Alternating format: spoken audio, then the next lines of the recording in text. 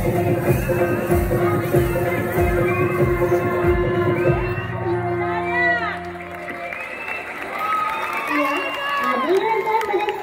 महत्त्व लक्षात घेऊन सांगण्यात आले आहे की यत्रा यस्तु पूजन्ते रमन्ते तत्र देवताः, अर्थात जिथे स्त्रियांची पूजा केली जाते तेथे देवता वास करतात.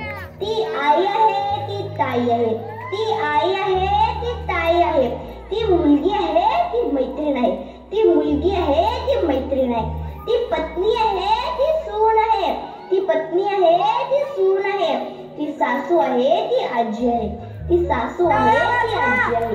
पण याआधी ती एक स्त्री आहे, ती एक स्त्री आहे जिचा आम्हाला अभिमान आहे.